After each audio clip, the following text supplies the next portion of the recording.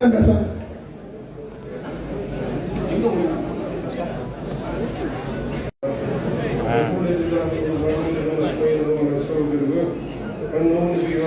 عليه ونعوذ بالله من شرور انفسنا ومن سيئات اعمالنا اشهد ان கல்லூரிக்கு 81 தேதி படம் என்று கரூர் கூட்டத்தில் 41 பேர் இறந்துட்டாங்க. அதை பற்றி தான் பிரச்சனை, யார் தப்புன்னு போயிட்டு இருக்குது. அதை பற்றி நிறைய பேர் பேசிட்டாங்க. இருந்தாலும் நானும் ஒரு கருத்து தமிழ் சாரா இருக்கிறதுனால பேசுகிறேன். அதாவது சமீபத்தில் மன்சூர் அலிகான் இந்த குவைத் நாட்டுக்கு வந்திருந்தார். அந்த நேரத்தில் ஒரு விஷயம் நடந்துச்சு. அதாவது எல்லாம் ஃபங்க்ஷன் முடிஞ்ச பிறகு எல்லாருக்கும் சாப்பாடு கொடுத்து அனுப்புவாங்க, கையில் ஒரு பொட்டலம். அது நிறைய ஃபங்க்ஷனில் சாப்பாடு கண்டிப்பாக கொடுப்பாங்க. அதே மாதிரி வாங்கும் போதும் வந்த மக்கள் எல்லாம் க்யூவில் நின்று கரெக்டாக வரிசையில் நின்று கரெக்டாக வாங்குவாங்க. அப்படி தான் எல்லா இடத்துலையும் நடக்கும். இதுலேயும் வரிசையாக தான் நின்றுருந்தாங்க. திடீர்னு பார்த்தா அந்த வரிசை கூட்டமாக மாறிடுச்சு. நான் அப்போவே நினச்சேன், நான் அப்போவே கத்துறேன், எங்க லைனாக நில்லுங்கன்னு. அது யார் கேட்டா, அது ஒரு கூட்டமாக மாறிடுச்சு. அப்போயே நினச்சேன், இப்போ சாப்பாடு கொடுக்குற நேரத்தில் பிரச்சனை வரும் அப்படின்னு. அதே மாதிரி பிரச்சனை வந்துச்சு. இப்போ இந்த இடத்துல யாருடைய தப்பு? எல்லாரும் மனுஷங்க தான், எல்லாருக்கும் அறிவு இருக்குது. ஒரு சாதாரண ஒரு விஷயம், நம்ம க்யூவில் நின்று வாங்கணும் அப்படின்னு மக்களுக்கு ஒரு அறிவு இருக்கணும்ல. நம்ம க்யூவை உடைக்க விடக்கூடாது. இப்போ நீங்கள் ஒரு பேங்கில் கூட எங்கேயாவது ஒரு இடத்துல போய் வரிசையாக எல்லாம் நின்றுருக்கும் போது திடீர்னு ஒருத்தவங்க நடுவில் புறா நடுவில் எல்லாம் வரிசையாக பின்னாடி வான்னு சொல்லுவாங்க. அந்த மாதிரி ஒரு மக்களுக்கும் நம்ம க்யூவில் இருக்கணுன்ற ஒரு எண்ணம் வரணும். அப்போ இதை நடத்துகிறவங்க மேலே அப்புறமா நீங்கள் இப்படி செஞ்சீங்க அப்படி செஞ்சீங்க நம்ம குரோஸ்லி ஃபாய்தா இல்லை. ஏன்னா நடத்துகிறவங்களும் சும்மா கஷ்டப்படுறாங்க, அவங்களும் எவ்வளோ மெயின்டைன் பண்ணிட்டு எல்லாம் பண்ணுறாங்க. அதே மாதிரி இப்போ இந்த விஷயத்தில் நீங்கள் புரிஞ்சுங்க, இது யார் தப்புன்னு. அதே மாதிரி கரூர் இதுக்கு போனவங்க, குழந்தைங்கள போன தாய்மார்களுக்கு இந்த கூட்டத்தை பார்த்து பின் வாங்கியிருக்கணும். ஸோ அதுக்கப்புறமா தான் எல்லாத்தையும் சொல்லணும், ஒருத்தவங்க இது யார் தப்பு அப்படின்னு. அதுக்கப்புறம் ஒரு ஃபங்க்ஷன் நடக்கணும்னா அனுமதி வாங்குற காவல்துறைகிட்ட போயிட்டு அனுமதி வாங்க வேண்டியிருக்கு. அனுமதி தரும்போது அவங்க எல்லாம் பார்க்குறாங்க, அதுக்கப்புறம் தான் அனுமதியை தராங்க. அப்போ அவங்களுக்கு எவ்வளோ இது இருக்கணும். அப்போ அனுமதி அதனால தான் தராங்க, இது நடத்தாதீங்க, இப்போ பிரச்சனை வரும், நாங்கள் கொடுக்க முடியாது, அவங்கள மீறி நம்ம எதுவுமே செய்ய முடியாது, சின்னோண்டு விஷயத்தை நடத்தினாலும் காவல்துறையின் அனுமதி வாங்கணும் அப்படின்னு வரிசையாக சொல்லலாம். ஆனால் முதல் யார்? எல்லோரும் மனிதர்கள் தான். அந்த கூட்டத்தில் மட்டும் ஏன் மக்களுக்கு நானும் ஒரு கூட்டமாக நிற்கும் போது அடுத்தவனை இடிக்கக்கூடாது அப்படின்ற எனக்கு ஒரு சுய நனவு இருக்கிற மாதிரி ஏன் அந்த கூட்டத்தில் இருக்கிறவங்களுக்கு இருக்கிறது இல்லை? அப்படி என்ன எல்லோருக்கும் அந்த இடத்துல என்ன ஆயிடுது? அதே மாதிரி யாராவது தனக்கு பிடிச்ச தலைவர்கள்னு மனசை என்னதான் அப்பா அம்மா இருந்தாலும் அவங்க மனசு ஏன் அந்த தலைவரை நோக்கி போகுது? அப்படி என்ன ஒரு தேடல்? இந்த உலகத்தில் எல்லாரும் எதுக்காக வந்திருக்காங்க? தலைவனை தேடி வந்திருக்காங்க. ஆனால் அந்த தலைவனை தேடி வந்த நம்ம இந்த உலகத்தில் இந்த உலகத்திலேயே ஒரு தலைவனை நம்ம தேடிட்டு இருக்கிறோம். ஆனால் நம்ம உண்மையாக வந்த அந்த தலைவனை தேடுறதில்லை, இல்லை அதை நம்ம ஆராயறதில்லை. இது ஏன் மனிதனுக்கு அப்படி ஒரு தேடல் இருக்கு? இப்போ அதை பற்றி தான் நம்ம பேச போகிறோம்.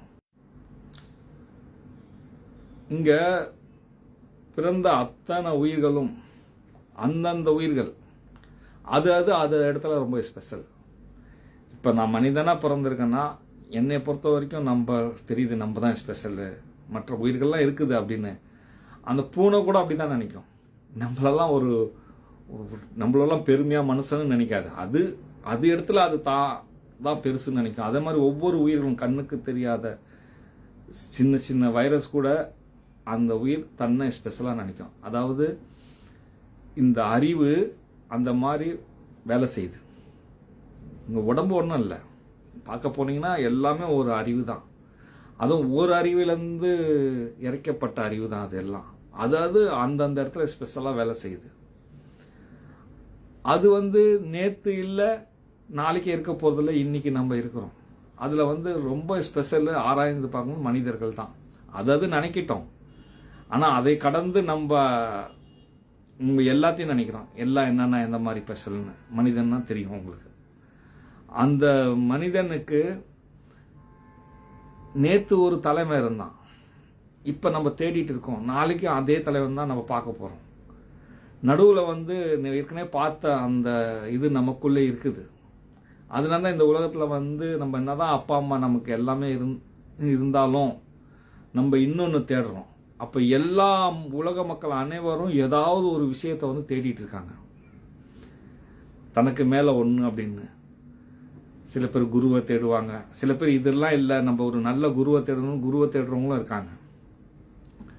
அப்படி ஒரு தேடல், ஒரு ஈர்ப்பு, ஏதோ ஒரு இதை நம்ம நோக்கி போயிட்டு இருக்கோம். நமக்கு மேலே ஒன்று இருக்கணும், நம்ம அதோட கிரஸாக இருக்கணும், இல்லை அவங்க தான் நம்மளோட மானசீக குரு அப்படின்னு ஏதோ ஒரு வகையில் நம்ம இருக்கிறோம். ஆனால் உண்மை நம்மளுக்கு தெரியுதில்ல. அது அந்த உண்மையை தான் நான் உங்களுக்கு புரிய வைக்க முயற்சி பண்ணிட்டு இத்தனை வீடியோ போட்டுட்டேன். நான் என்னுடைய டோட்டல் ஆன்மீகம் வந்து பார்க்க போனீங்கன்னா ஒரு நிமிஷத்தில் பேசி முடிச்சிடலாம். இல்லை என்னும் இறைவன், இருக்கக்கூடிய மாம்டேட், அவங்க சார்பாக நான் மட்டும்தான் நான் எனக்காக மன்னிப்பு கேட்க கொள்கிறேன். அப்படி ஒவ்வொருவரும் நான் மட்டும் இல்லை, ஒவ்வொருவரும் நான். அவங்க எல்லாம் அவங்களுக்காக மன்னிப்பு இருக்கக்கூடிய மாம்டேட் சார்பாக இல்லை என்னும் இறைவனிடம் கேட்கணும் அப்படின்ற ஒரு சின்ன ஒரு ஆன்மீகத்தை தான் நான் சொல்ல வரேன். அந்த ஆன்மீகத்தை பற்றி புரிஞ்சிக்கிறதுக்கு எனக்கு 4 வருஷம் ஆயிடுச்சு. அது அனுபவ பயணம் நான் பண்ணி அந்த வீடியோலாம் தொடர்ந்து போட்டுட்டு வந்து நான் தொடர்ந்து இதில் பேசிட்டு வரேன்.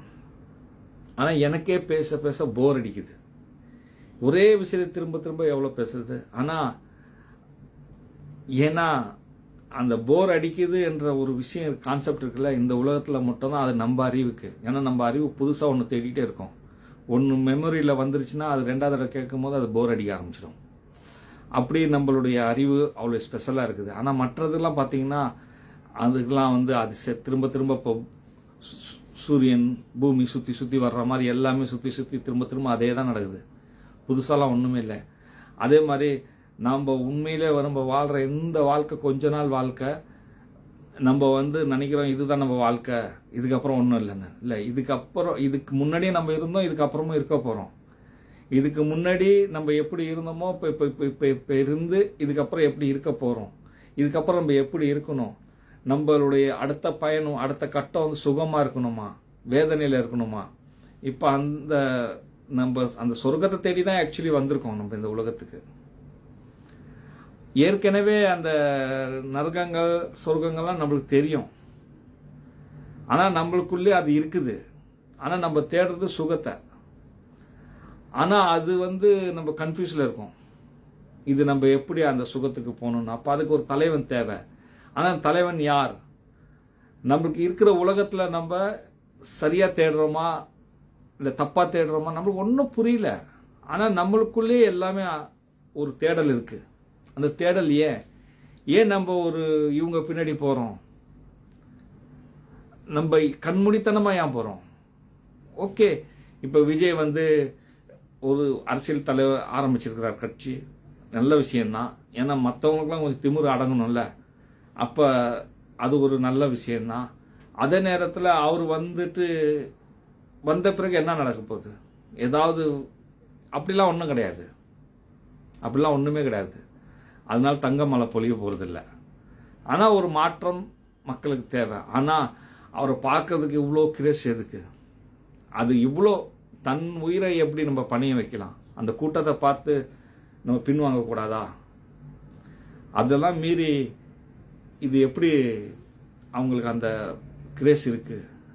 அந்த நேரத்தில் அவங்க மைண்டு ஏன் அதெல்லாம் மறந்துடுது? நம்ம சரியான இடத்துக்கு வந்துட்டோம், நம்ம தலையை தேடிட்டோம்னு. ஆனால் நம்ம உண்மையாக தேடி வந்த தலை வேற. நம்ம கேட்டு பிறந்துட்டோம். நம்ம போகிறது எங்கன்னு நம்ம பார்க்கல, ஆனால் நம்ம போவோம். ஏன்னா டெய்லி தூங்கி எழுந்திருக்கிற மாதிரி நம்ம மரணித்து இது நம்ம ரீசைக்கிள் ஆகிட்டே இருக்கிறோம். அதாவது இந்த பிரபஞ்சம் என்று தோன்றியது அன்றே நம்ம உருவாயிட்டோம், நம்ம புதுசாக வரல. அதாவது நீர் பழசு, புதிய மலை. நம்மளுடைய பிறப்பு தான் புதுசு, தவிர நம்மளுடைய உடல் நம்மளுடைய அறிவு எல்லாம் பழசு. அது ரீசைக்கிள் முறையில் நம்ம வந்துட்டு இருக்கிறோம். அப்போ அந்த உண்மையான தலைவனை பார்க்கணும்னா என்னைய பார்க்க